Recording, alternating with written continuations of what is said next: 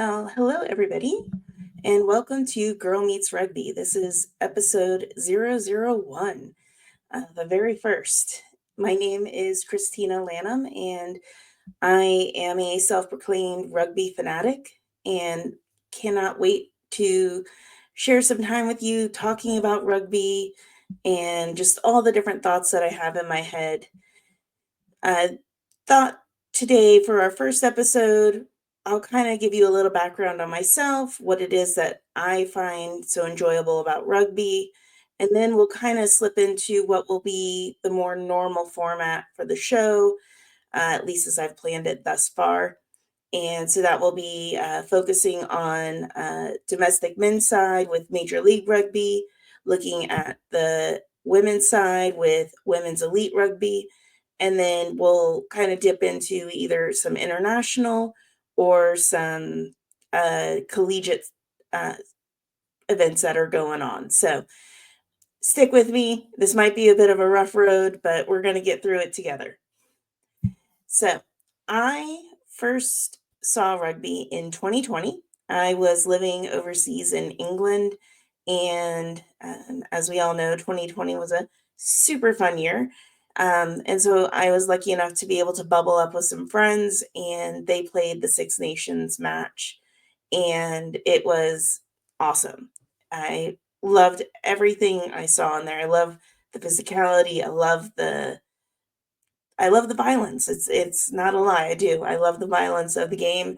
I love the strategy, and even more so, I love the interactions of the players with the referees.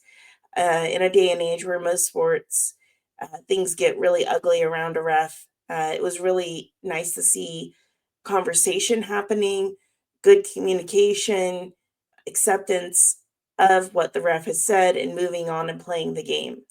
And that was a deal that made the deal for me. I was so excited to see it. I wanted to see more. And so I got to watch some additional rugby matches at my friend's house during lockdown. And then in 2021, another friend and his wife brought me along to see the Coventry Wasps, who have since fallen into administration, but they are trying to get back into the Premier League. So we'll see what happens there.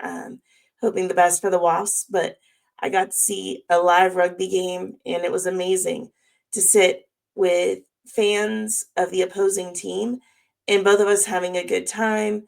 There was no issues, where like I felt I might not be safe or they may not be safe. We were all there to enjoy a great game, and we did. And so that was really what I took away from going there. And when I was relocating back to the US in 2022, I bought a season ticket for the Houston SaberCats for with Major League Rugby before I had a place to live, because I knew I wanted rugby to be a part of my life. And I thought it was something that was a sport worthwhile. It's fast paced, it's physical, and I just wanted to be able to have somewhere to go in a new town that I was unfamiliar with, week in, week out for a few months. And so that's what I did. And I continued to do that for several years. I'm still a season ticket holder, even though I don't live in Houston anymore. I'm hoping to get down to Houston in a couple weeks for their season opener. And so I'm just really excited for that, and um, getting to see what our 2025 season is going to look like. And apologies if my voice starts to sound a little crazy as we go through. I'm getting over being sick. There's never a good time for sickness, and it certainly has been inconvenient the last couple of weeks. Um, all right. So that's kind of me. That's why I like rugby. That's why I'm doing this podcast. I don't have enough people to talk to about it. And it's weird just to talk to yourself. So if I put up a camera, it's less weird, right? So let's go ahead and we're going to jump into our first segment, which is going to be focusing on Major League Rugby. So our season opener is going to be starting on February the 15th, and we're going to have 11 teams this year. Last year, unfortunately, the Jackals were closed down with issues with ownership and such. A sad and consistent story in the MLR. But we've got 11 teams that are geared up and ready to go. It's going to be a condensed 17-week schedule, so we're going to be having a lot of games, the midweek games. So you may have seen the guys over on the Rugby Rant talking about the schedule or others. There's a lot of feelings back and forth around it, and ultimately, we're just going to have to see how it plays out. I think my biggest concern is getting people to games midweek, particularly when you're looking at away fans and such. It's going to be a lot harder for them to make those trips out than maybe a weekend game. But one of the things that has just been irking the heck out of me for probably a year is not with the coaches, it's not with the players, but it is with the front management of teams. Why can't we get decent information on the team websites? Why is it that over half our teams lack appropriate information about the venue that they play at? How do you expect new fans or away fans to know where to go? How do you expect them to know like what the parking situation is, what options there are for tailgating and things of that nature? We need to have that information. It's basic. And so I'm just making a plea out to front management. Get someone working on your websites. Make it easy for prospective fans to get to you. Give them the information they need in order to get into your game. We had 3 teams that until last week, you couldn't even buy a ticket for them. Now, I know there were some things with some changing of ticket providers and things of that nature, but apart from being a game, this is a business. We know there has to be ticket sales. Those things should be in place. People should be able to buy a season ticket, a multi-pack ticket, or a single game ticket way before the first week of a match. And so we've got to get that together. It doesn't make sense. And we have teams, I know LA just today announced where they're going to be playing their first match, which starts this Saturday. It is currently Monday. Now, I know there's been a lot going on in LA with the fires and such, but how is it we don't even know where a game is being played until the week of the match?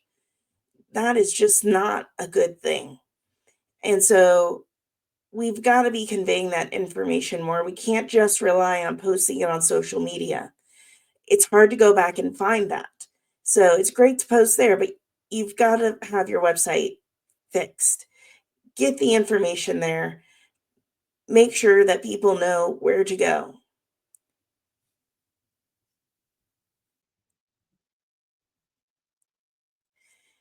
Another thing with teams is just making sure that they have an appropriate sense of identity. I know down in San Diego, like they're really entrenched with the military down there.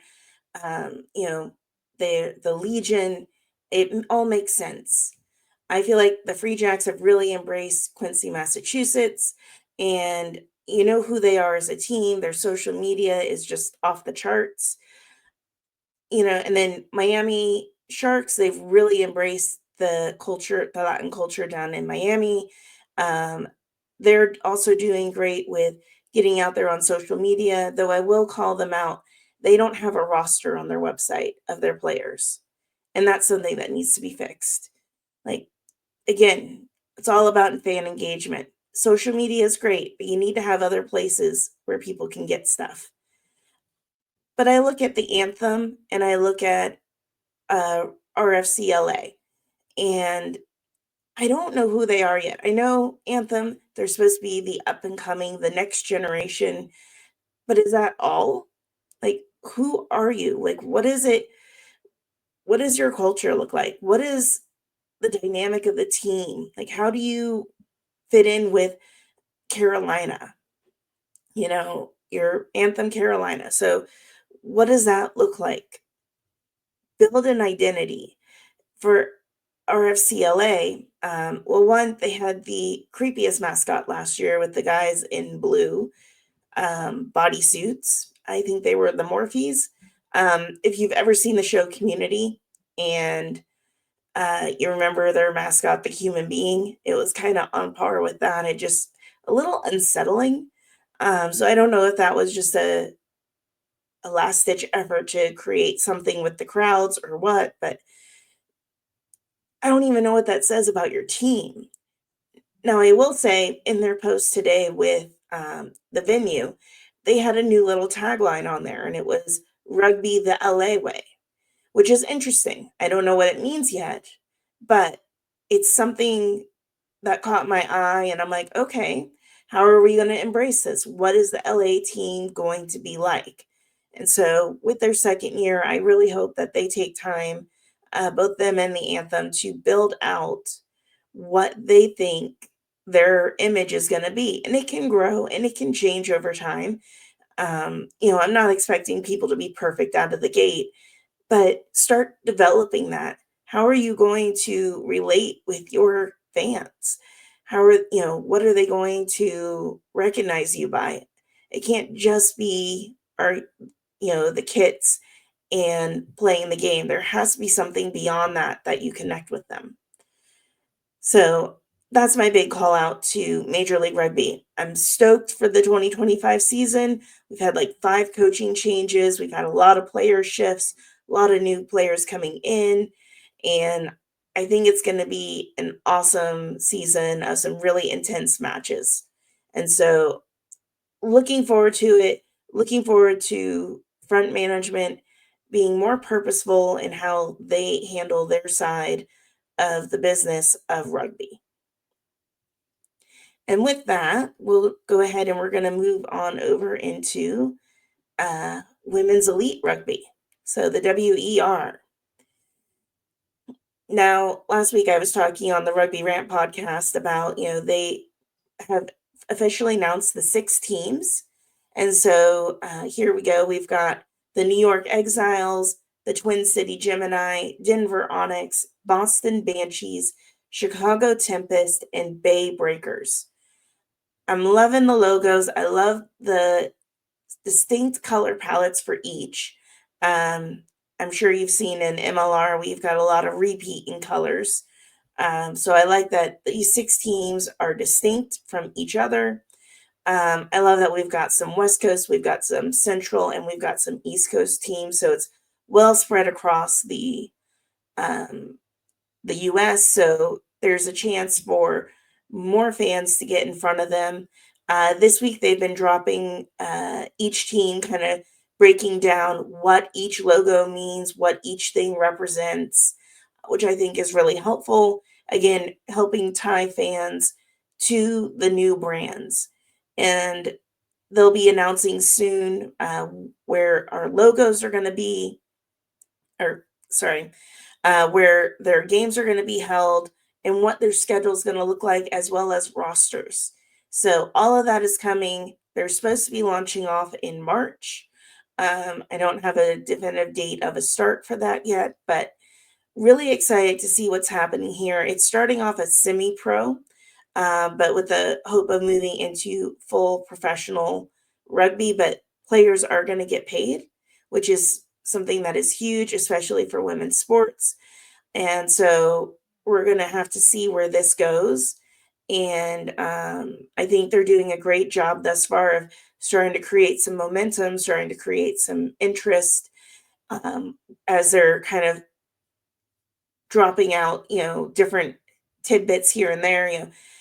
There was, a couple of days before the logo drop, there was a lot of posts around, January 29th, 8 a.m., January 29th, 12 p.m., stay tuned. And then they brought out all the logos and they've just been consistently posting about it since, making sure people are aware of who these teams are, what they're trying to represent. And I love that. And I can't wait to see what more is going to come from them.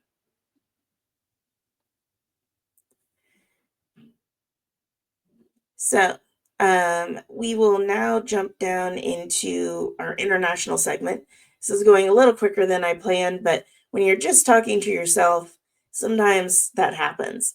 So, my hope is to have guests on, interviewing people, getting more information out there. But you know how the first episode goes, it's always a hot mess. All right, so let's look at the Six Nations. I just want to talk on this a little bit. So obviously we've got the men's Six Nations is running right now. They just had their first games this past weekend. It'll be going through March 15th. And then that same weekend, I believe the women's Six Nations is going to start. If you haven't had a chance, they've got a mobile app. One, you can play fantasy rugby on it for free, which is huge. There's no paying $200 for some fake virtual card. So I'm a fan of that already. Not ranked very well, but that wasn't surprising. I was never the best at, picking out players on a fantasy team, but it's fun to play. I've got friends over in England where we're comparing back and forth. So, um, looking forward to that. But one of the cool things was I was on the men's side and the women's side. I could click a link to download the schedule to my calendar, and it gave you the option of, do you really only care about one team or do you want the full schedule? But it was a couple of clicks and then bam, it's on my calendar, it's on my phone.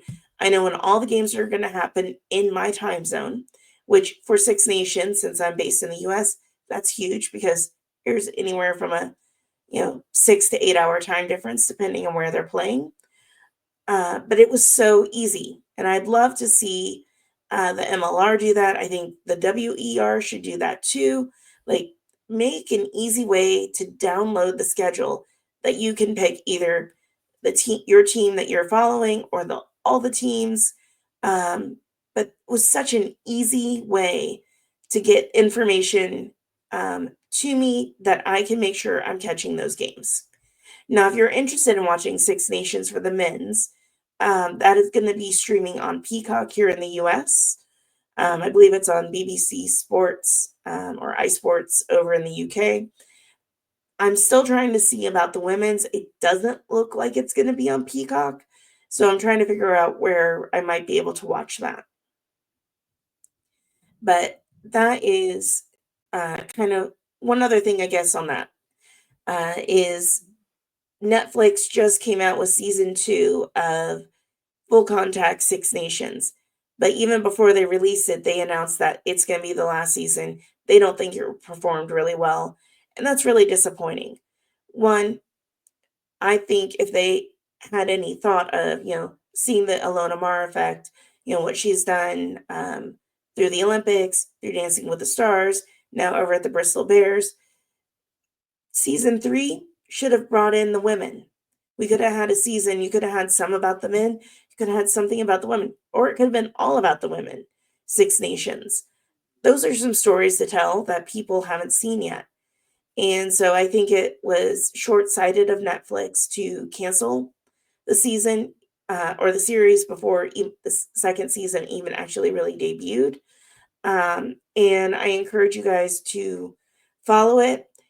Is it perfect? No, but when you have something that is promoting your sport, go out there and check it out. The same can be said for San Diego Legion.